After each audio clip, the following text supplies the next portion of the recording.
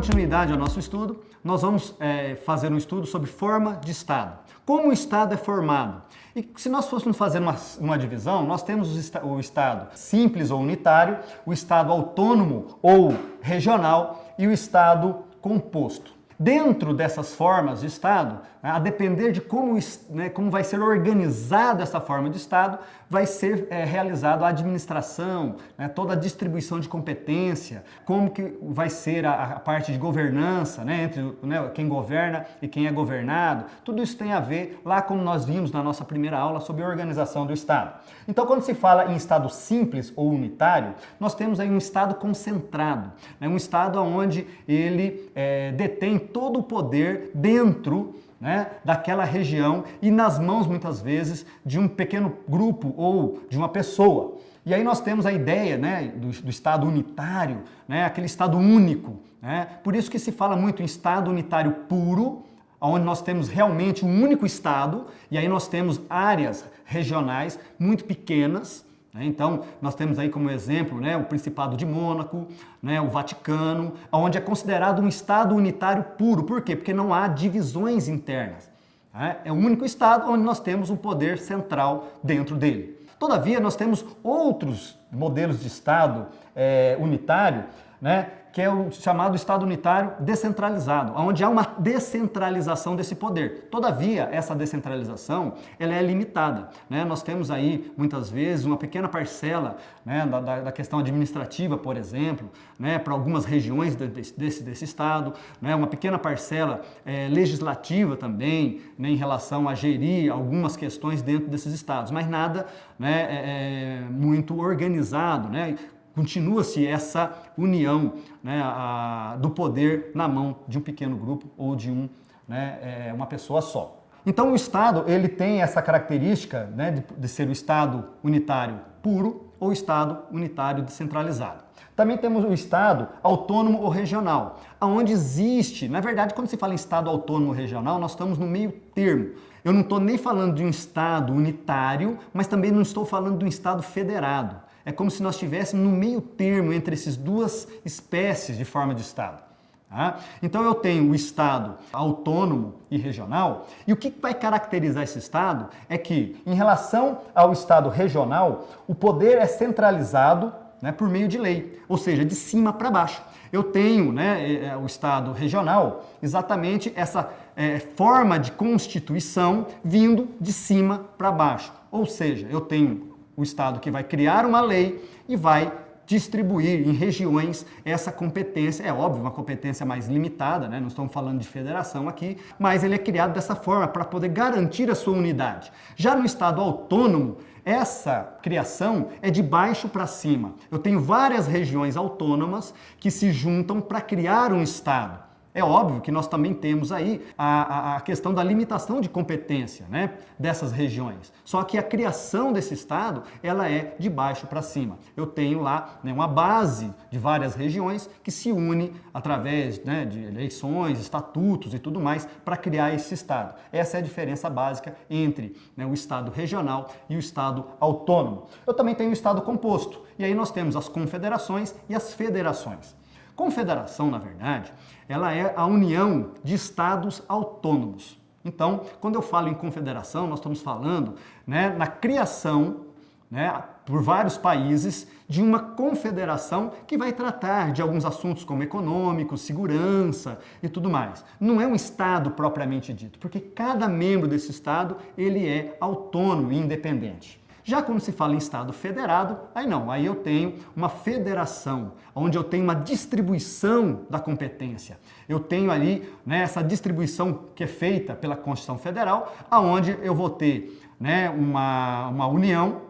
No caso do Brasil, eu tenho a União, que tem uma parcela mais ampla dessa competência. Depois eu tenho os Estados-membros, o Distrito Federal e os municípios que têm a menor parcela dessa competência. E aí eu teria os Estados federados. E os grandes exemplos de Estado federado que nós temos são os Estados Unidos e o Brasil. É claro que lá nos Estados Unidos a competência dos estados é um pouco mais alargada do que no Brasil, mas os dois são considerados federação. Dando continuidade em relação à organização do Estado, nós vimos lá a forma de Estado, agora nós vamos falar um pouquinho de forma de governo. Como se organiza o governo dentro de um Estado. E aí nós temos, né, a separação entre monarquia e república. É óbvio, quando se fala em monarquia, nós estamos falando mais de um Estado unitário, onde o poder é concentrado num grupo de pessoas, principalmente, né, numa família que detém esse poder. E aí, quando se fala, né, essa monarquia, nós temos aí a questão da hereditariedade, muitas das vezes, nós temos aí a vitaliceidade, né, ou seja, algo vitalício, vai passando de pai para filho, e nós temos a irresponsabilidade. Por quê? Porque quando se fala em monarquia, tem a máxima que o rei nunca erra. Então, o que ele fez está certo. Não há uma responsabilização do governante em relação aos seus atos. Contrapondo-se à monarquia, nós temos a república. E a república já ela tem uma característica importante que é a eletividade, né? Uma vez que os seus governantes são eleitos, nós temos aí uma transitoriedade, ou seja, eu tenho a troca, né, entre esses governantes, algo que vai oxigenar, podemos dizer assim, né, a administração estatal, não vai ficar, né, nas mãos de um grupo ou de uma pessoa por muito tempo. Existe essa alternância de poder e isso é salutar, né, para uma sociedade. Onde nós temos ali pessoas com ideias diferentes entrando no governo, administrando, né, e isso faz com que o governo se torne mais dinâmico, alcançando, né, uma maior gama, né, da população e dos interesses dessa população. E a república, nós temos a responsabilidade. Uma vez que o governante dentro da república, ele é responsável pelos seus atos. Ele vai ser responsabilizado pelos atos, né, de governança, de gerência. Então nós temos aí, quando se fala em forma de governo, exatamente essa distinção entre a monarquia, um Estado mais absolutista, né, irresponsável, como alguns doutrinadores denominam, e a república, né, que tem essa característica fundamental, que é a alternância de governo. Ok? Como nós vimos, a república ou a república clássica, ela tem como finalidade a administração em prol do bem comum, através dessa alternância de poder, essa alternância de governo. Contudo, existe um tema bem interessante, que é o neorrepublicanismo. E é um tema bem interessante para o Ministério Público Federal, onde se trata das liberdades negativas e liberdades positivas. E o que se entende por liberdade negativa? Liberdade negativa é a ausência de atuação estatal em prol do particular, onde o Estado deixa de atuar para que o particular possa realizar os seus atos. Por isso chama de liberdades negativas, ou seja, o Estado vai se abster, ele vai deixar de realizar uma determinada atitude estatal.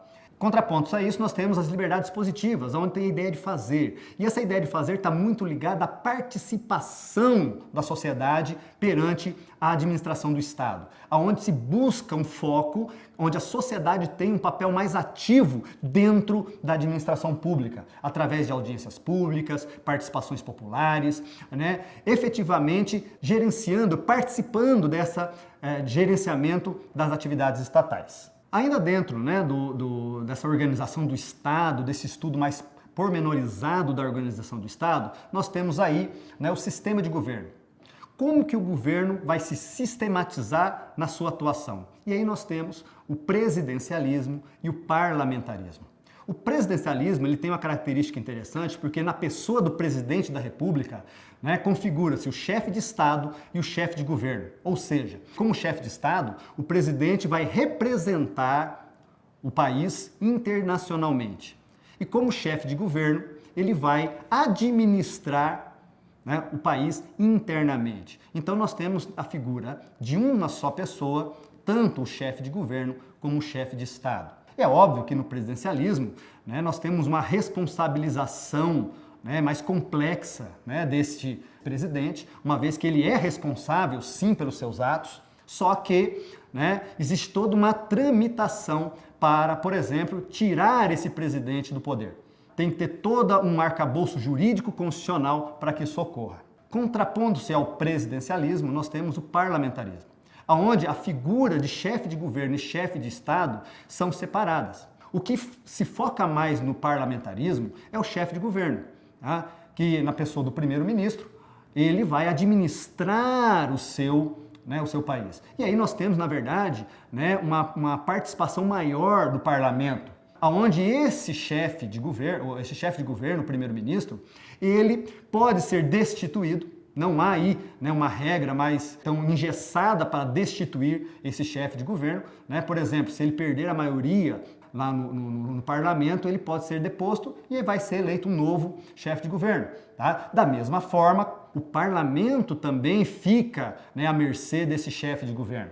Uma vez que, se ele vê que o parlamento está indo contra os anseios da sociedade, esse primeiro-ministro ele pode antecipar, né, dissolver o parlamento e antecipar as eleições. Então são formas diferentes de se gerenciar. O nosso país, né, o Brasil, ele é uma república presidencialista. Então a pessoa do presidente da república, ele tanto representa o Estado, né, perante, né, a comunidade internacional, como ele também administra o Estado internamente em relação à sua gestão interna. Em relação à participação da sociedade, né, na administração, né, na forma de gestão do governo, nós temos lá, né, uma relação direta com o neorrepublicanismo no que diz das liberdades positivas. E quando se fala em participação da sociedade, nós temos que falar do voto, né, falar do sufrágio, falar da participação direta e indireta da sociedade dentro do sistema representativo brasileiro. O voto é o exercício do direito de votar. Então, quando se fala em sufrágio, nós estamos falando do direito de participação. Quando eu falo de voto, eu estou falando do exercício dessa participação, que é através do voto. Por meio do sufrágio, né, universal, esse direito universal de se participar, né, da vida política, administrativa, né, de um governo, nós temos lá, né, a máxima da nossa Constituição que todo poder emana do povo e é por ele exercido, de forma direta ou indiretamente através de seus representantes. Tá? E como que o povo, que nós já vimos lá, que é um conceito técnico, que é quem tem os direitos políticos, exerce esse sufrágio universal? Através do voto. E é interessante que hoje no Brasil o voto ele é universal, ele é direto, ele é secreto, ele não pode ser tolhido ao direito de votar e o voto, é interessante que hoje o voto tem um peso igual. Né? Independente da pessoa, independente de quem está ali realizando o seu voto, o peso dele é igual para todas as pessoas. Em relação também à participação, nós temos as participações diretas da sociedade. Em relação à participação direta, nós temos o plebiscito e o referendo. O plebiscito é quando nós já temos, né, ele ocorre antes da realização, né, da lei. E o que for decidido por esse plebiscito tem que ser respeitado pelo legislativo. Já no referendo, eu tenho a lei, que já foi posta, já foi criada, e vai ser referendada, ou seja, o referendo é após a edição da lei. Também eu tenho, né, as audiências públicas, que hoje é uma ferramenta muito utilizada de participação da sociedade para discussão de assuntos de relevância dentro do Estado. Tá? Então, essas são as formas de participação da sociedade dentro do sistema jurídico democrático brasileiro. Com isso, encerramos os nossos encontros. Não deixe de participar dos fóruns, de debater o material de apoio e bons estudos a todos.